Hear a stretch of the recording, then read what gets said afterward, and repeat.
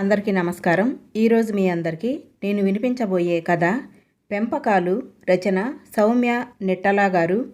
అమ్మ, నేనొక అమ్మాయిని ప్రేమించాను. ఆమెనే పెళ్లి చేసుకుందాం అనుకుంటున్నా. కొడుకు కార్తీక్ ఆ మాట అన్నప్పటి నుంచి బ్రుకుటి విడవడట్లేదు రాజేశ్వరికి. మనసంతా చికాగ్గా అయిపోయింది. కార్తీక్ ఇది గమనించి నవ్వుకున్నాడు. టిపికల్గా రియాక్ట్ అవుతోంది అమ్మ. ఏ అత్తకి కోడలంటే ఇష్టం ఉంటుంది? అమ్మాయి బాగుంటుంది చూడటానికి అని ఫోన్లో హరిత ఫోటో చూపించాడు కార్తీక్. మోకాళ్ళ దాకా ఉన్న ఫార్మల్ స్కర్ట్, దానిమీద టాప్, జుట్టు విరబోసుకుని ఉంది. రాజేశ్వరి చూసింది. ఆమె మనసు ఇంకా కలత చెందటం మొదలుపెట్టింది. మా ఆఫీస్లో ఆమె అంటే చాలా క్రేజ్. చాలామంది ఆమె కోసం ట్రై చేశారు, కానీ నేనే గెలిచాను చివరికి. సంవత్సరం పట్టింది ఆమెను కన్విన్స్ చేయటానికి. మొత్తానికి ఒప్పుకుంది. నీ కొడుకు ఎంతైనా గ్రేట్ కదమ్మా అన్నాడు. రాజేశ్వరి ఏం మాట్లాడలేదు. మంచి ఫ్యామిలీ, తనని మాట్లాడమని చెప్పా. వాళ్ళింట్లో ఓకే. రాజేశ్వరి ముఖంలో ఏ మార్పు లేదు. ఇంత ప్లాన్డ్గా ఉన్నా తల్లి తనని చూసి గర్వంగా ఫీల్ అవ్వట్లేదు. అమ్మాయిని కన్విన్స్ చేయటం అయ్యింది. ఇప్పుడు అమ్మని ఒప్పించాలా? ఈ ఆడవాళ్లతో నాట్ ఈజీ బాబోయ్. కార్తీక్, హరిత ఇద్దరు MBA ఫైనాన్స్ చేసి ఓ ప్రైవేట్ కంపెనీలో పనిచేస్తున్నారు. హరితతో తల్లి రియాక్షన్ గురించి మాట్లాడాలని పొద్దుటి నుంచి ప్రయత్నిస్తున్నాడు కార్తీక్. కానీ ఆఫీస్లో హరిత మరీ సిన్సియర్.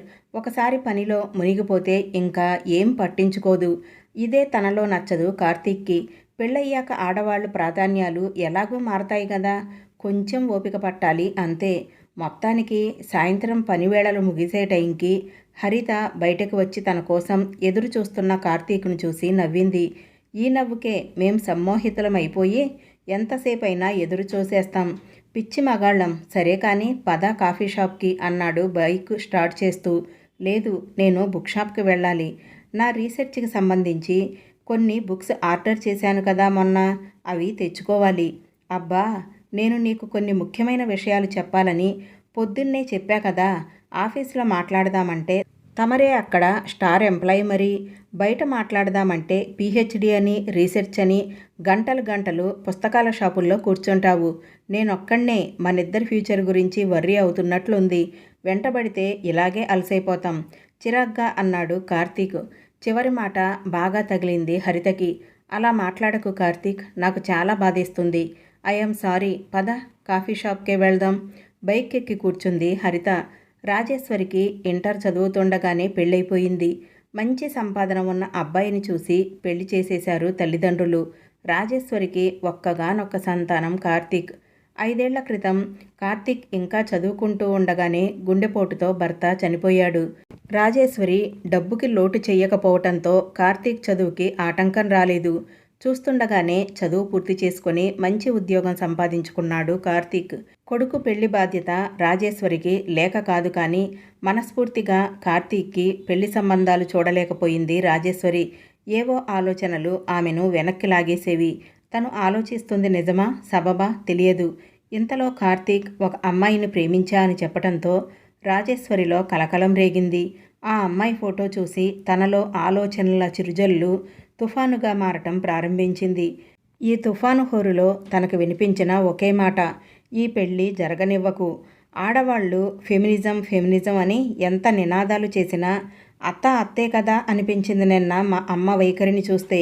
తను ఆర్డర్ చేసుకున్న మోకా సిప్ చేస్తూ అన్నాడు కార్తీక్. కార్తీక్ తల్లికి తాను ఎందుకు నచ్చలేదో ఆలోచిస్తుంది హరిత.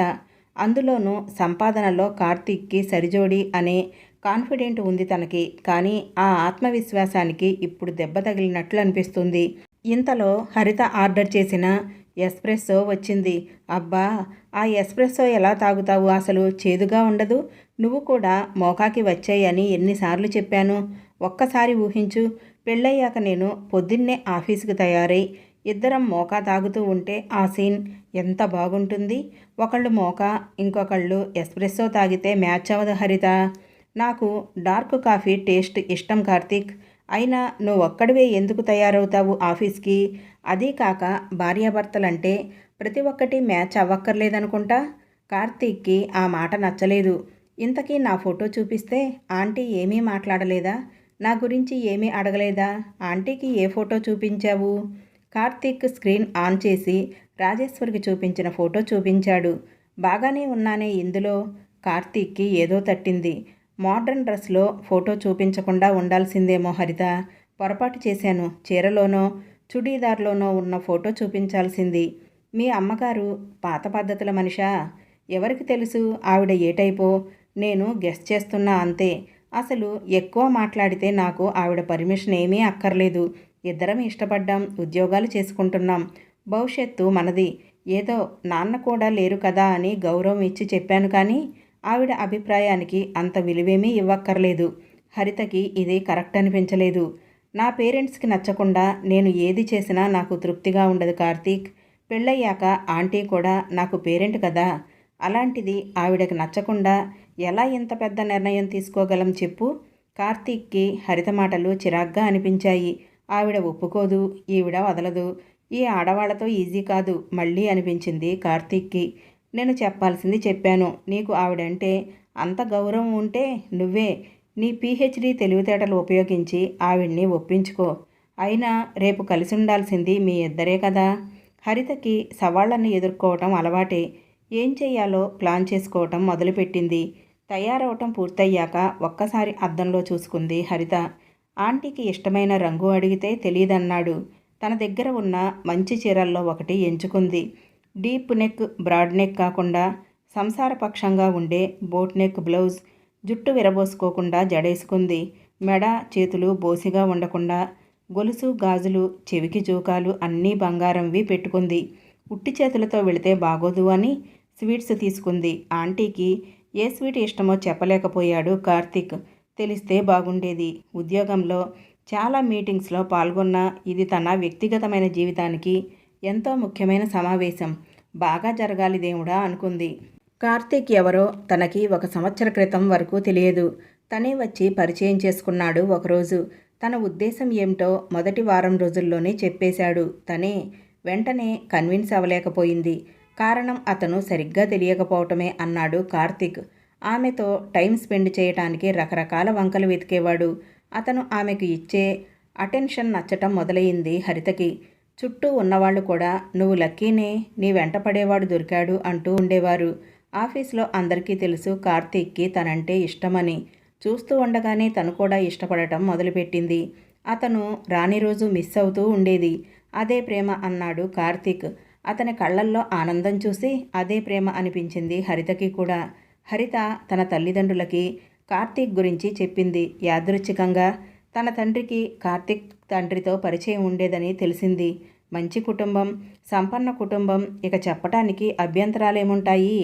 తన పేరెంట్స్ ఏమంటారోనన్న టెన్షన్తో ఆ రోజు వీధి చివర ఉన్న కాఫీ షాప్లో కూర్చుని ఉన్నాడు కార్తీక్. ఏమన్నాడు? నా పాలిట ప్రకాష్ రాజ్ అని తన తండ్రి మీద జోకేశాడు కూడా. తను ఈ గుడ్ న్యూస్ ఇవ్వగానే మా నాన్న నా హీరో హరిత, నాకు ఆయనంటే చాలా అటాచ్మెంట్ ఎక్కువ. ఆయన లైఫ్ లీడ్ చేసిన తీరు నాకు ఆదర్శం. చూడు చనిపోయాక కూడా ఎలా నాకు మేలు చేశారో అని తన తండ్రి గురించి మాట్లాడుతూనే ఉన్నాడు ఓ గంటసేపు. ఇంకా తమ పెళ్లికి ఏ అడ్డంకులు కనిపించటం లేదు. తన తల్లికి ఓ మాట చెప్తే చాలు అన్నాడు కార్తీక్. అలాంటిది ఆవిడ నుంచి వ్యతిరేకత వస్తుందని ఇద్దరూ ఊహించలేదు. ఎందుకు అని తరచి అడిగితే నీకు కారణం చెప్పవలసి రావటమే కారణం అని నర్మగర్భంగా నవ్వారట. కార్తీక్ చెప్పిన దాన్ని బట్టి ఆంటీకి పెద్దగా అభిప్రాయాలు కానీ ఇది అని ఇష్టాలు కానీ లేవు. పెద్దగా చదువుకోలేదు కూడా అనుకుంటా. తన మోడర్న్ ఫోటో చూసో ఇంకేదో కారణంతోనో తనని అపార్థం చేసుకుని ఉండొచ్చు. అలాంటివి ముఖాముఖి క్లియర్ చేసుకుందామని ఈ మీటింగ్ అడిగింది హరిత. మొదట భయపడింది. తనని ఇష్టపడని ఆంటీ కలవటానికి మాత్రం ఒప్పుకుంటారా అని. కానీ ఆవిడ వెంటనే ఒప్పుకున్నారట. ఇంట్లో చెప్పలేదు ఈ విషయం. ఇంకా తెలిస్తే ఆంటీతో మాట్లాడటానికి వెళ్ళనిస్తారా? వాళ్లే ఇన్వాల్వ్ అవుతారా? అనవసరంగా చిన్న విషయం పెద్దదవుతుందేమో అని ప్రస్తుతానికి దాస్తోంది ఇంటి వాళ్ళ నుంచి. అసలు ఇలా దాచాల్సి రావటం తనకి అస్సలు ఇష్టం ఉండదు. కానీ ఏం చెయ్యాలి? కార్తీక్ అంటే ఇష్టం ఉంది కదా తనకి. ఓసారి గట్టిగా ఊపిరి పీల్చుకొని బ్యాగ్ తీసుకుని బయలుదేరింది హరిత పుస్తకాల షాపుకి. ఆంటీ అక్కడే కలుస్తా అన్నారట. కాటన్ చీర కట్టుకొని హుందాగా ఓ నవల పేజీలు తిరగేస్తున్న 50 ఏళ్ల రాజేశ్వరిని చూసి కార్తీక్ చెప్పినట్టు లేరే అనుకుంది హరిత. చూడగానే తత్తరపడిపోతా అనుకుంది. కానీ ఆవిడ చూపు ఎంత సరళంగా ఉందంటే తనకి హాయిగా అనిపించింది ఆవిడ సమక్షంలో.